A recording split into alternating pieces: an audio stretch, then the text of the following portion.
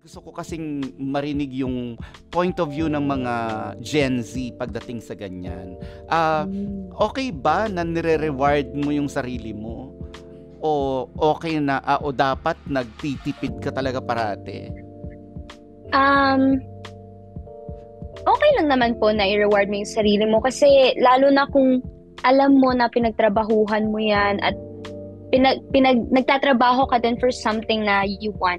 Pero hindi rin naman lagi na dahil feeling mo meron ka, kailangan bibilin mo lahat ng gusto mo.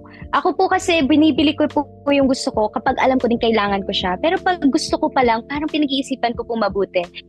And tungkol naman po sa pagsisave up, um, ako po kasi bata pa lang ako, I'm happy to say na naturuan po ako ni mommy or ng parents ko na magtipid, matutong mag-save.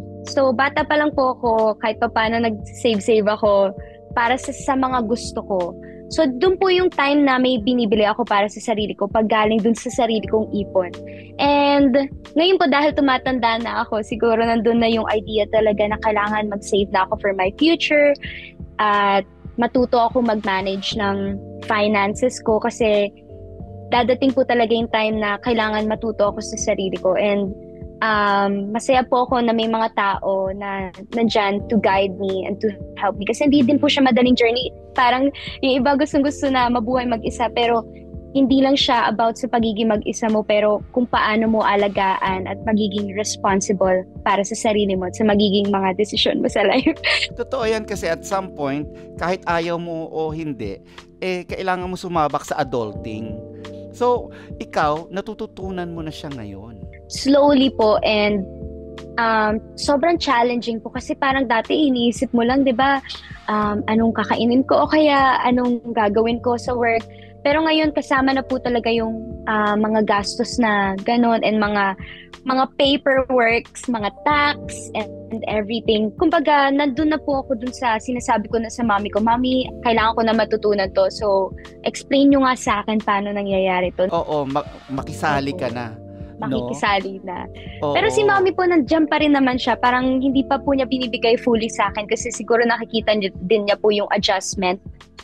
Pero nararamdaman ko po sa kanya na hindi willing to teach me those things kasi alam niya nga na someday talaga you need to learn everything about it. Yeah, and nakakahanga ka kasi hindi lahat ng Gen Z ganyan yung goals. 'Di ba? I mean, marami akong kilala na Gen Z, hanggat madedelay nila yan, ide-delay nila eh. Siguro na doon part na po ng personality ko na gusto ko po ma-experience talaga yung mga ganong bagay yung kung nga sa sarili mo mag-aasikaso. Gusto ko din po matry na paano kaya pag ako sa sarili ko. And alam ko po na kaya naman, kahit mahirap, kakayanin.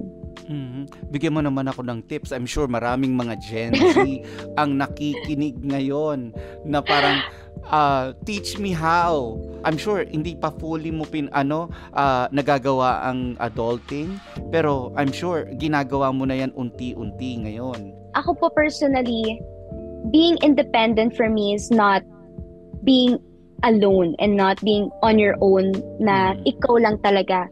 For me, yung key po to parang magandang kalabasan ng independency is to still consider the opinion ng mga taong importante sa'yo katulad ng pamilya mo at ng mga taong nakasama mo sa paglaki mo kasi you are who you are din naman po because of them. So, feeling ko po yung key to a wise decision making pa rin po is to ask the people you value the most kung if you're making the right decision. Asking for help is not weakness. It's not a weakness. Weakness, opo. Parang kumbaga for me, mas magiging maganda yung kalalabasan ng mga decision mo sa buhay kung may guidance pa rin. Even your friends, na sa tingin mo mature mag-isip, pwede ka ring makinig sa kanila eh. Kasi 'di ba, tama, alam mo ang ganda ng sinabi mo, no, na parang adulting or independency is not actually being alone. Pero, I mean, executing it, you have to do it alone. Pero ang daming mga inputs na kinuha mo from people who lived dun sa or nadaanan yung ganong mga bagay. Alam mo, totoo Opo. yan. That's really wise of you. Nakakatuwa ka. Kasi, di ba ngayon, pag sinabi mong, I want to be independent, gusto nila, wala silang pinapakinggan. For some people naman po, it works. It works. Pero, Mm. ako lang po personally, siguro bilang nandun po talaga yung I value my family and the people in my life. So, mahalaga din po yung sinasabi nila. Kasi kahit ngayon, kapag po gagawa ako ng desisyon, parang nahihirapan din po ako on my own na, tama ba? Kasi very cautious din po ako. Ayokong magkamali as much as I can. Kasi ang hirap din po ng mga consequences na kasama doon. So, yun, if you're also going to decide on your own, make sure na kaya mo din panindigan at maging responsible dun sa magiging aftermath or yung mga result ng decisions mo. Kasi part po talaga yun ng pagiging adult na anumang mangyari, sagot mo yung sarili mo.